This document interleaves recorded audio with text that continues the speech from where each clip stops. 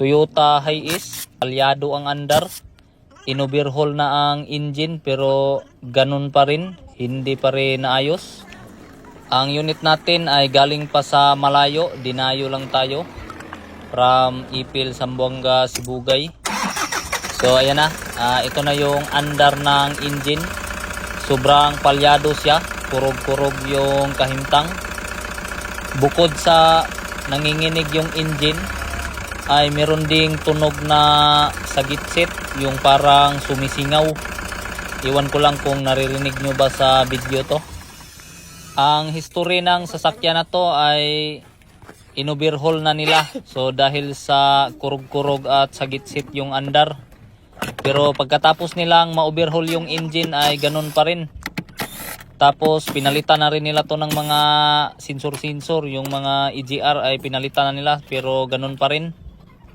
At ngayon ay tayo naman yung gagawa nito. Kaya nagdesisyon ako na tanggalin yung dito sa ibabaw, bali itong valve cover. Ang unit pala na to ay nag-walk-in lang. So hindi siya nagpaalam na pupunta siya ngayong araw na to. Kaya ayan, malapit pa natin na tinanggihan yung may-ari. Kasi hindi sana muna tayo tatanggap ng walk-in ngayon. Dahil sa hindi pa tapos yung shop natin at medyo busy pa tayo. Pero dahil sa naawa na rin tayo sa layo ng pinanggalingan niya, ay ito na, inayos na lang din natin. So bali yung ginawa namin dito, ayan, may mga number dito. So ito yung mga clearance ng engine valve natin. So sinukat natin yung clearance ng marbula, yung valve tappet.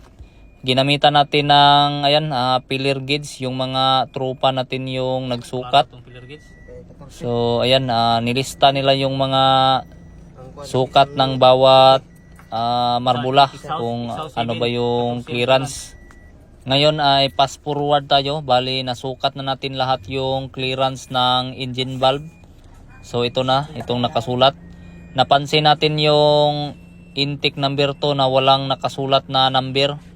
So bali 0 kasi yung clearance ng intake number to, walang pumapasok na pillar gauge. Yung exhaust naman ayan, malalaki naman yung clearance. Tanggalon ang timing belt dire. Tanggalon ni kani. Halos na timing belt ito. Kaya ito tanggalon ang camshaft.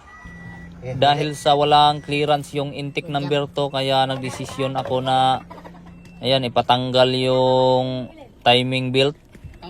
So bali yan, ang gagawin natin ay nilagyan muna natin ng lock yung toser ng timing belt, tapos ay ayan, tinanggal na natin ng tuluyan. So bali ang goals natin ay tanggalin yung camshaft. At kung mapapanood man ang video na to ng mga unang mekaniko na gumalaw nito, sana ay magka-idea kayo at malaman ninyo kung ano na lang ba yung kulang sa mga ginawa ninyo, para sa susunod ay meron na kayong idea. Pero siyempre ay hindi naman natin sinasabi na tama din yung gagawin natin dito. Pero ang goals lang natin dito ay mapatino natin yung andar ng engine. So ayan, ang ginawa namin dito ay hindi to nakasulat sa libro. Ayan, ginamitan ko ng barina at ayan yung pang grind. So siyempre ay meron na namang magrereklamo sa ginawa natin dito, kasi yun na nga, wala sa standard na naman yung ginawa ni Matsuki. So ayan, ginamitan ng kahit anong diskarte, basta ang importante ay mabawasan yung valve tappet or ano yung tawag ninyo dyan. So yung hinikam-hikam ko, binawasan natin para lumuwag yung kahimtang. Tapos ayan, binalik muna natin ng temporary yung camshaft para malaman natin yung clearance kung nag-iba na ba. Tapos shoutout na rin natin yung mga nagsabi na hindi ma-tune up yung ganitong klaseng engine. So kita nyo naman na gumamit tayo ng pillar gauge, ibig sabihin ay nag-tune up tayo.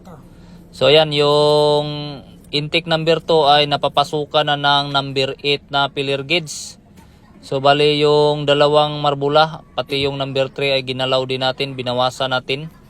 So kita natin dito yung 0 ay naging 8 na. So 8 na yung clearance at yung number 3 naman ay naging 8 na yung number 6. So nabigyan natin ng clearance yung marbula. Yon yung tinudlo-tudlo ko, tapos ibalik na natin yung isang camshaft para ayan makapass forward tayo. Pinatawan ko na yung toser ng timing belt. Ayan, so pass forward ng maraming bisis. So ngayon dahil sa tapos nating ma-assemble yung engine ay start na agad tayo. Ayun! One click by! So kita natin yung check engine ay walang nakailaw. So goods na goods. Dito naman tayo sa engine. Goods na ang check engine plus ang andar ay ayan. Pinong-pino na talaga. Paano ba yan? So kita natin yung pinagkaiba kanina na ayan nawala yung kurog-kurog ng engine. Bali ang pagtrabaho natin dito ay inabot din tayo ng halos 4 na oras. Pero ayan kalahating araw lang at solve na yung kurog-kurog ng engine. Siyempre RPM na naman para lumaki-laki yung libor natin.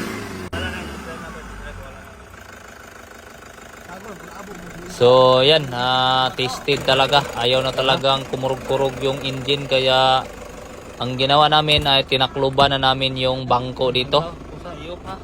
So siyempre hindi naman pwedeng sabihin na okay na hanggat hindi natin napatakbo. Kaya pinaabante ko na naman dito na nakauna na naman ulit yung likuran. So gano'n naman talaga si Matsuki magpa-abante. So tara, samahan ninyo ako mag-test drive tayo ng dahan-dahan. So siyempre dito ay dahan-dahan lang talaga yung takbo natin para iwas na iwas talaga tayo sa tumikalbong. Maraming salamat. God bless ating lahat. Thank you.